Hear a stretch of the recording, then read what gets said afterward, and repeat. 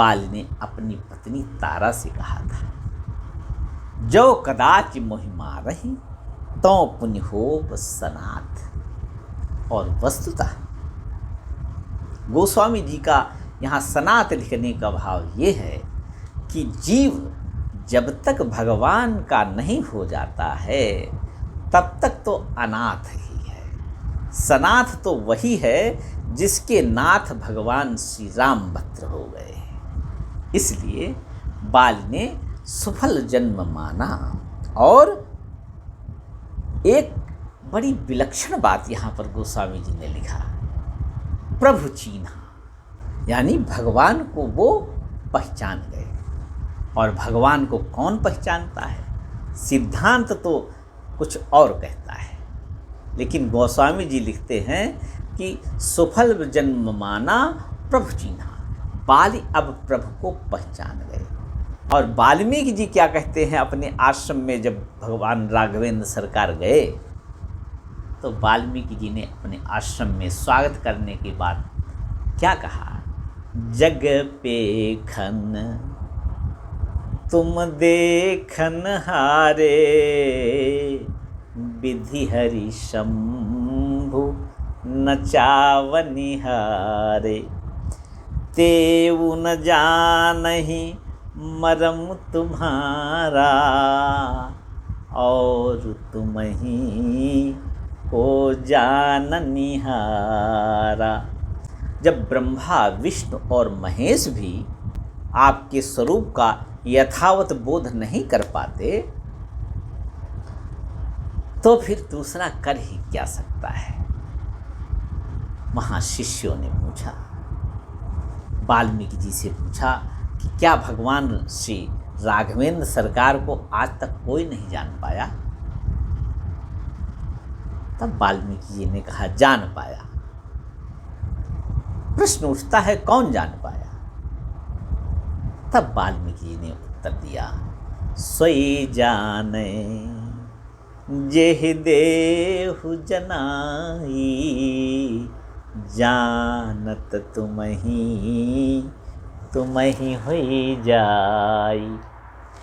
वही जान सकता है जिसको आप जना देते हो। अर्थात भगवान राम का मुखमंडल क्रोध से आविष्ट है।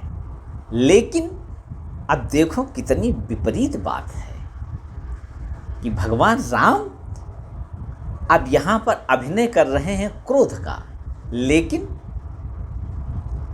कृपा क्या कर रहे हैं कि बाली अब भगवान राम को जान गया। सिद्धांत ये कहता है कि सोई जाने यह देव जनाई। इसका स्पष्ट तात्पर्य ये है, भगवान ने बाली पर अनुग्रह किया और अपने स्वरूप का बोध बाली को करा दिया। इसलिए गोस्वामी जी लिखते हैं, सफल जन्म माना प्रभु चीन्हा। जिसको भगवान के चरणों में रति हो जाए उसके हृदय में क्या होगा? हृदय में तो प्रेम का सागर लहलहा उठेगा। और यही बाल के साथ हुआ।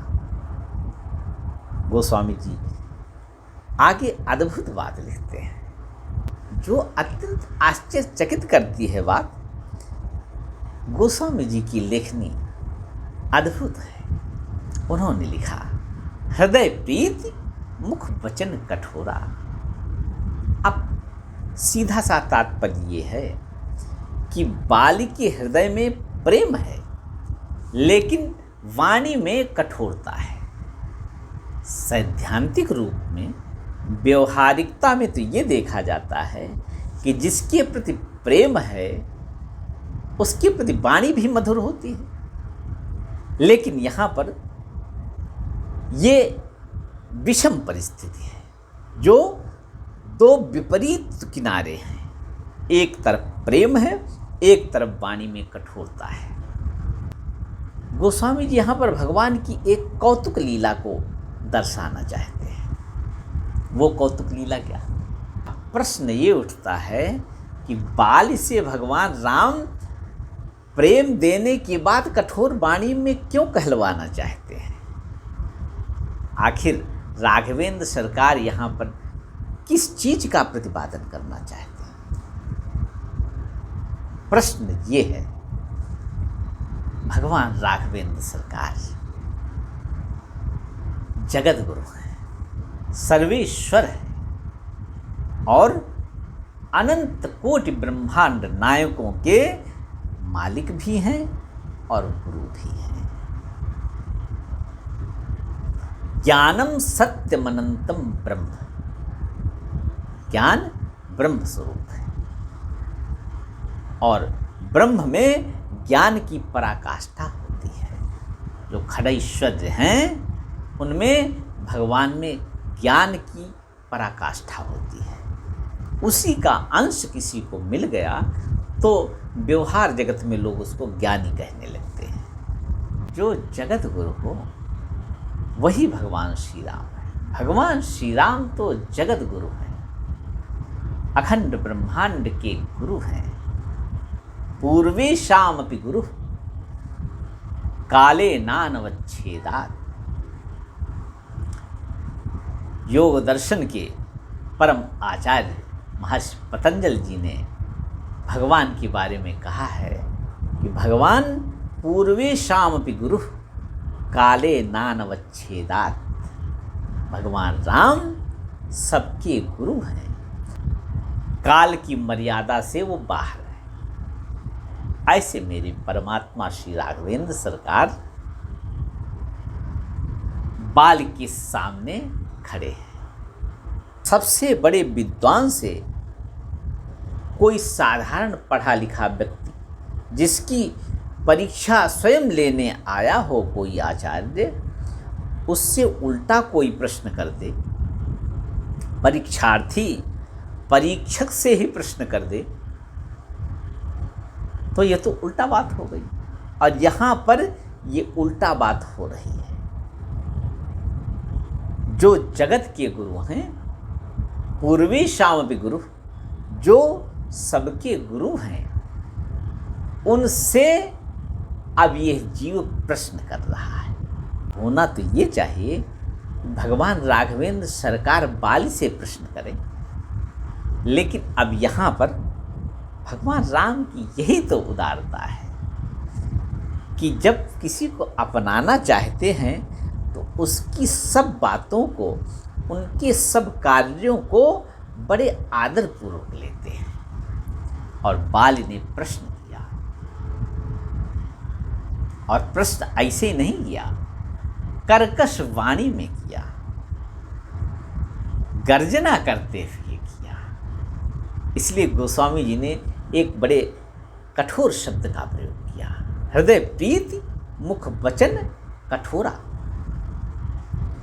अब भगवान राम के प्रति कठोर वचन कोई कहे और भगवान राम उसको सुनने के लिए प्रस्तुत हों, और जबकि वो क्रोध में हों और धनुष पर बाण चढ़ाए हों, ऐसी स्थिति में व्यवहार जगत में तो ऐसा होना चाहिए कि सामान्य व्यक्ति तो फिर दूसरा बाण चला देगा, लेकिन राघवेंद्र सरकार ने ऐसा नहीं किया। उन्होंने कहा, पूछो बाली, क्या पूछना चाहते हो? बाली ने भगवान से प्रश्न किया कि हे राघवेंद्र सरकार, मैंने सुना है कि आपका अवतार धर्म की मर्यादा की स्थापना के लिए हुआ है। परित्राणाय साधूनां विनाशाय च दुष्कृतां धर्म संस्थापनार्थाय संभवामि युगे युगे। ये आपका वाक्य मुझे ज्ञात है, और यहाँ पर आपने धर्म का उल्लंघन किया, धर्म की मर्यादा को आपने स्वयं भंग किया, जबकि आप धर्म की मर्यादा का स्थापन करने आए। भगवान ने कहा, हो गया आपका प्रश्न, मैं उत्तर दूं? बोले, नहीं प्रभु, एक प्रश्न अभी और है। भगवान ने कहा, वो भी कर लो। बाली ने दूसरा प्रश्न किया, मैं बैरी सुग्रीव प्यारा, अरे परमात्मा तो समदर्शी होता है।